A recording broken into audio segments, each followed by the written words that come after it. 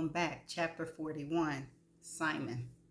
3 weeks later, I grabbed the heavy bag to slow its swinging motions. Sweat stung my eyes as I swiped the back of my forearm across my dripping face. Releasing the bag, I reached up with both hands to grip the beam where it hung from the ceiling of my garage. I leaned into the stretch and dragged in a few deep breaths. Exhaustion was the only way I could shut my brain off for a few minutes at a time, and God knew I needed a break. To say the last 3 weeks had been brutal would be an understatement. Prolonged uncertainty took a vicious toll on a person, physically, mentally, and otherwise. The ability to compartmentalize that I honed in the service was all that was holding me together. My father had tapped into a well of strength I hadn't known he possessed. Even before my mother opened her eyes, he seemed to make a decision that his capacity to fight for her was stronger than his fear of losing her. She made it. His spine had straightened, he cleaned himself up, and his eyes had regained the sharpness I was used to seeing there. I was starting to think he brought my mother back from the brink by force of will alone.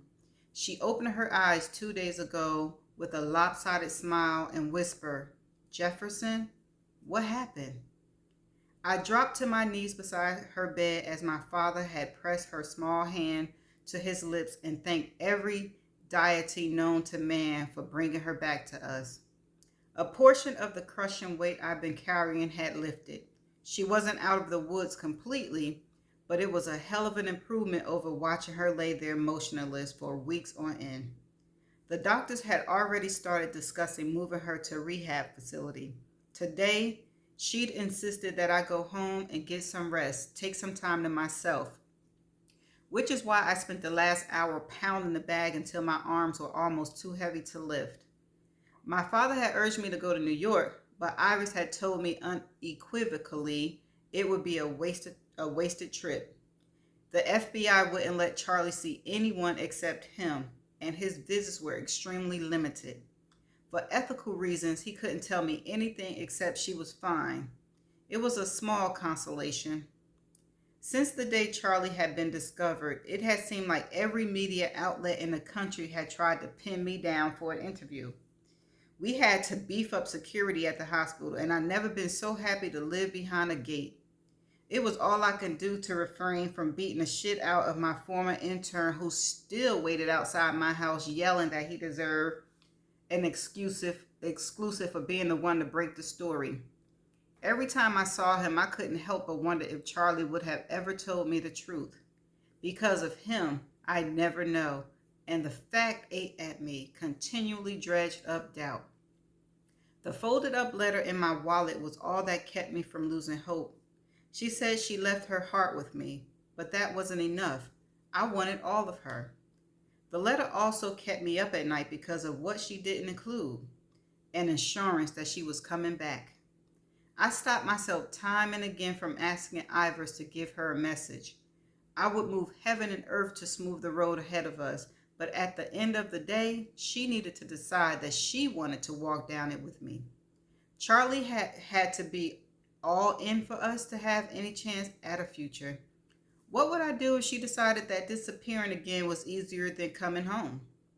The thought sent me back to the bag. If I was too tired to move, hopefully I'd be too tired to think. Chapter 42, Charlie. 3 more weeks later. The black Suburban inched through Manhattan's morning rush hour. Today was the first day I've been permitted to leave the split level in Staten Island and where the FBI had stashed me. And I wouldn't be going back because today I was regaining my freedom. 6 weeks in a safe house was certainly no vacation, but given the alternative, I hadn't voiced a single complaint. Instead, I signed every piece of paper the feds had put in front of me. With each signature, I felt the sense of justice being served, that I was righting my father's wrong. And that feeling went a long way toward helping me cope with the boredom. I've been allowed virtually no contact with the outside world, no internet access, no phone calls, And other than my rotating team of FBI babysitters, a rare appearance by Ivers to ensure the feds were holding up their end of the deal, no visitors. I surmised that my lockdown was to prevent the possibility of any information being leaked about the recovery of the money. Regardless of the reason, once again, I had altogether too much time to think. And as you might expect, Simon dominated those thoughts. And how could he not? He was the kind of man you waited your whole life to meet, even though you had no idea you were waiting. I had endless hours to replay the shock, disappointment, and betrayal that had flashed across his features as the press had hurled their questions like daggers, shredding my carefully constructed charade. It didn't matter that I finally decided to come clean. All that mattered were all the times I chosen not to. Simon wasn't the kind of man who deserved to be dragged through the scandal that would always follow me. It wouldn't matter that the funds recovered nearly exceeded what had been originally stolen when you added in the interest that had occurred. You could glue a broken plate back together, but you always see the crack. You never forget that it once been damaged. In my case, recovering the money wouldn't wash away the fact that I'd always been the infamous daughter of the reviled Alistair Augustin. The Suburban pulled into the underground parking lot structure, and we traveled up a freight elevator that opened into a service hallway in the rear entrance of the U.S. Attorney's office. My escorts led me to a conference room where Drake and Iris were both waiting. I took the chair next to Iris, and Drake slid 2 documents across the tables. My hands shook as I reached for them. As we agreed, Drake said. I'm not sure if his words were for me or for Iris, but I didn't care either way. I was too busy staring at the signed and filed orders from the federal judge and the state court judge dismissing all charges against me with prejudice. Yay! These documents meant that neither the U.S. government nor the state of New York could come after me again for anything connected with my father's crime. They were giving me back my freedom, my future. Now that I had them in my hands and no one can take them away, I asked the question that I had been afraid to ask before. What about the rest of the accounts, the ones that weren't in my name? What about that money? They're our problems, not yours. Drake gave me a brisk nod of acknowledgement and stood. I believe we're done here. Have a nice life, Mrs. Augustin. I sagged back in my chair. It was really over. Iris rose and shook Drake's hand. Could we have the room for another minute or two? I need to have a few words with my clients. Take all the time you need. Drake shut the door as he left the conference room. Iris reached into the inner pocket of his suit jacket and produced a piece of paper folded into neat thirds. He held it out to me. What is it? I asked. His lips quirked. It was the first time I seen anything approaching a smile on his face. Just take it. I complied and unfolded it. It was a printout of an e-ticket, a flight from JFK to New Orleans for tomorrow. I looked up, eyes wide. What is this? I would think that's obvious. I blinked down at the e-ticket again. But why? I was asked by Mr. Dutchison to make certain you got it. I informed him that the dismissals would be filed this morning. He made the reservations for tomorrow as he thought you might need some time to wrap things up before heading home. My heart thudded in my chest. Home? I swallowed, continuing to stare at the piece of paper as if the flight information would somehow rearrange itself into a message from Simon. He wants me to come home. My mind raced with the possibilities, his motivation, the consequences. Just being near him, I would tar him with my notoriety. It wasn't like I could keep pretending that I was Charlie Stone. That ship had sailed.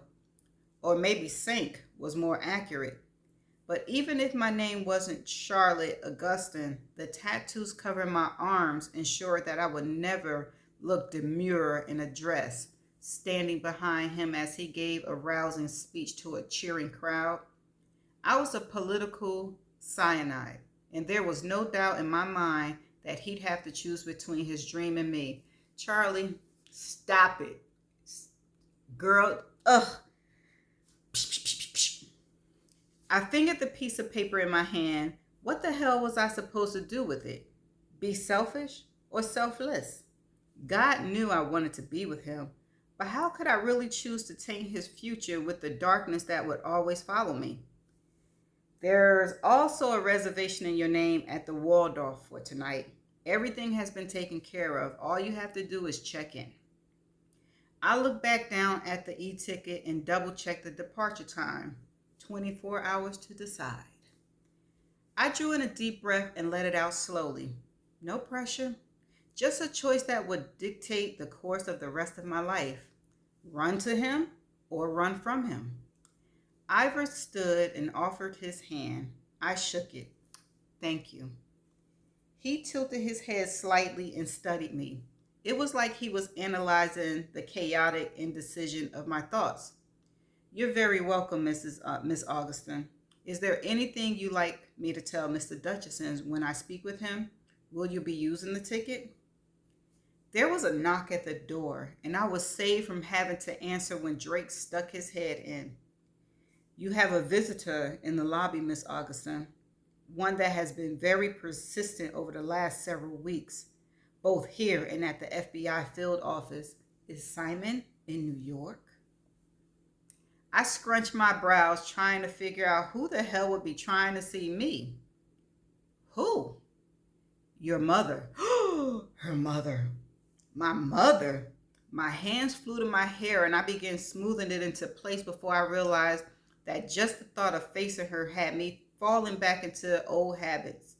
I forced my hands down to my sides. There was nothing about my appearance my mother would find acceptable, so what was the point? I could hope she'd just be happy to see me, right? I wouldn't hold my breath. Moving slowly to delay the coming confrontation, I folded the e-ticket and dismissal orders and stuck them in my backpack. I hefted the duffel bag that the FBI agents had supplied to hold the extra clothes they provided me. More jeans and t-shirts to round out my wardrobe. Thank you again for everything, I said to Ivors. It was my pleasure. Best of luck to you, Miss Augustine. I met Drake at the door. Lead the way. The paneled lobby of the U.S. Attorney Office was empty except for the receptionist and my mother. She was dressed in a linen pantsuit that she somehow managed to keep wrinkle-free. No surprise there. Wrinkles were the enemy. Except it was clear that her current budget didn't allow for regular Botox, because for the first time in my life, my mother had crow's feet and looked very much her actual age.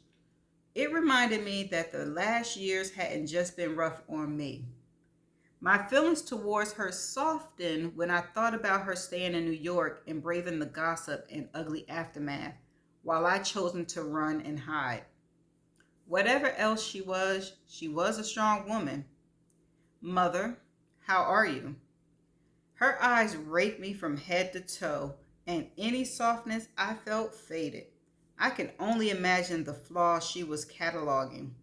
The hair, which desperately needed a fresh dye job, the dozen of interconnected tattoos, the plain black tank and jeans, and my ratty old Chucks, which desperately needed replacing. I braced for her criticism, but it didn't come. I've been trying to see you for weeks, but they wouldn't let me. Her tone was aggravated. Maybe she missed me. It was possible that a year had given her some perspective about what was really important. Not money, not status, not influence. People, family. I'm sorry, I didn't really have any control over that. She waved off my response with a flip of her golden bob. Despite your appearance, You seem to have done well for yourself in New Orleans. You are your mother's daughter, after all, landed on your feet. What the hell was she talking about? If she called over a year of lying to everyone and living under a false identity, doing well for myself, and landing on my feet, then we had very different interpretation of those phrases. And then her meaning hit me.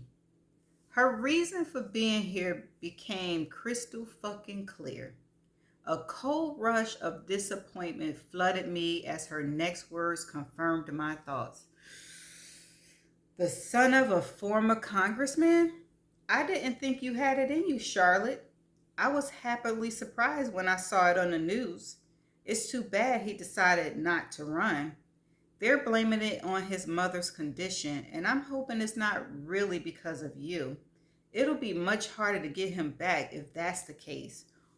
Ooh, his mother's condition, decided not to run.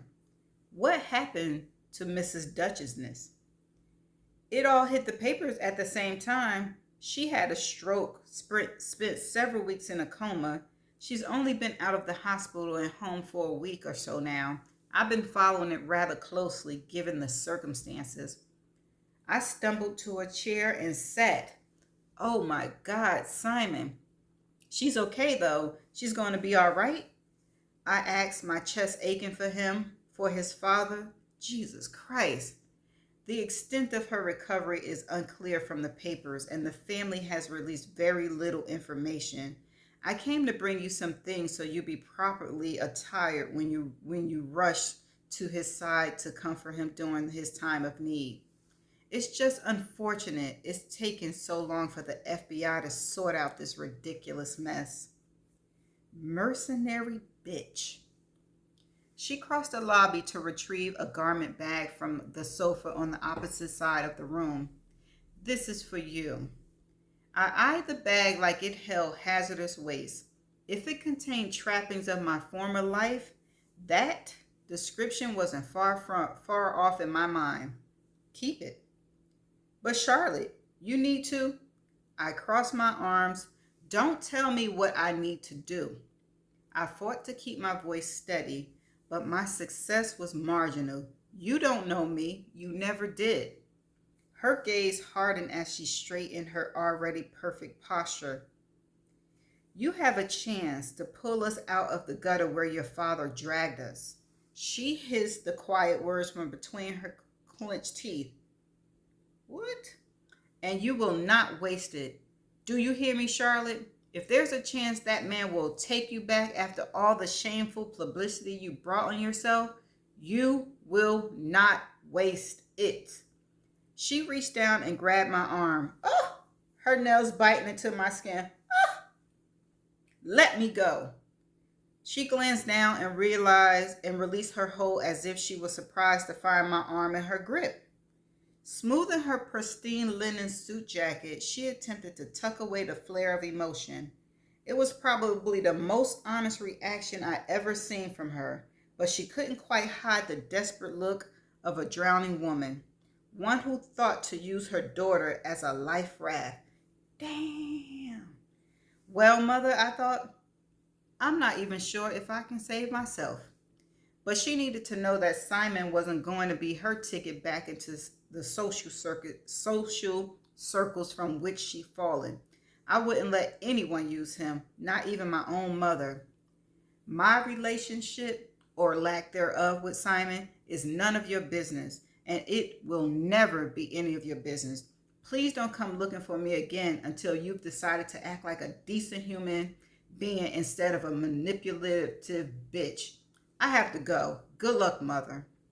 She stayed frozen in place as I stepped around her to make my way to the elevator. As the door shut, I wondered if it would be the last time I saw her. Wow. Although the papers have referred to it as Club Fed, the razor wire, stony-faced guards and shifty-eyed inmates of the FCI Ottisville reminded me all too much of Rikers. A chill slid through me at the memory. If not for Ivor's intervention at Simon's directions, I might be spending the rest of my life in a place like this. I followed one of the guards to a large room filled with chipped gray formica covered tables and orange chairs, all bolted to the floor. I studied my surroundings as I waited for the door to open. My father still walked like a king, a man certain of his superiority to all of those in his domain. Neither prison nor the khaki colored jumpsuit had diminished his air of authority. His silver hair had thinned on the top and had lost the perfect style ensured by weekly $500 haircuts. His eyes widened upon entering the room. Apparently, he hadn't seen pictures of the new me. He settled into the chair across from me as the guards backed away. "You've got 20 minutes, Augustin." My father didn't bother to reply to the guard's statement. His focus had shifted entirely to me. "Charlotte, Jesus, I've been worried sick about you." Parental concern was the last thing I expect from him. "Excuse me? You disappeared for a damn year, no word to anyone, and then you reappear out of the blue and throw yourself on the mercy of the FBI? Which, God knows, they have none. What the hell were you thinking? I thought you were smarter than that. I know you're smarter than that." Seriously? He was going to criticize me? I leaned forward, fingers gripping the edge of the table. Apparently, I wasn't smart enough to realize that my own father tried to frame me. Who does that to their own kid? He blinked in confusion. "What the hell are you talking about? The notebook? The one that was hidden in my closet? The one with all the account numbers and deposits? The one that linked me to everything you did? I'm lucky I'm still not sitting in a cell because of you. Why would you do that?" His jaw dropped.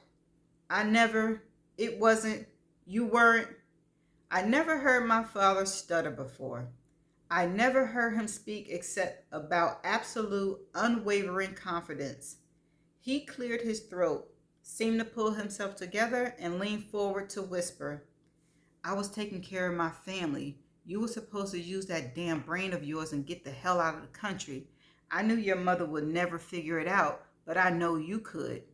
I left the book in your room so you'd have the means to get your hands on resources to look after yourself and your mother when everything fell apart."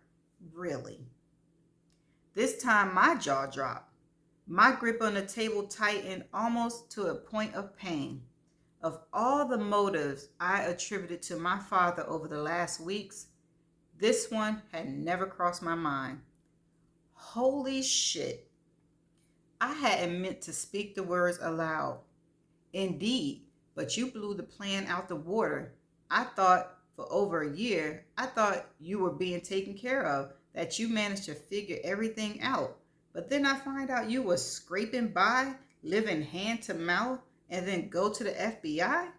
He shook his head in disgust. "You're a smart girl, Charlotte. I expected more from you." "You expected more from me? I expected more from you." My temper flared hot and fierce. "You ruined thousands of lives, including mine, and you expected more from me?" "Keep your voice down," his tone snapped with impatience. I shook my head in disbelief. "I can't believe you." I had the answers I came for. They weren't the ones I expected to get, but I had them all the same.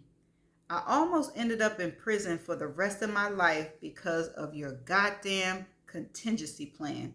So don't expect me to thank you for doing me any favors. None of that would have happened if you just used your brain, found the money, and kept your head down. But you had to try to fix things. You should have just left well enough alone. Frankly, I'm disappointed in you. You're not the daughter I thought I knew." I pushed up from the table once again. I was done. "Well, thank you for that. Goodbye, Dad." Holy crap. That's the end. That's the end of chapter 42. The mama ain't no good. The daddy ain't no good. And she was sitting here feeling guilty all this time. And neither one of her parents are any good. And you got 24 hours to think about getting up out of there. Girl, your decision is made. Your father and your mother made it for you. Whoa. Now, that's all I got for these chapters. I'm going to see you in chapter 43. Bye.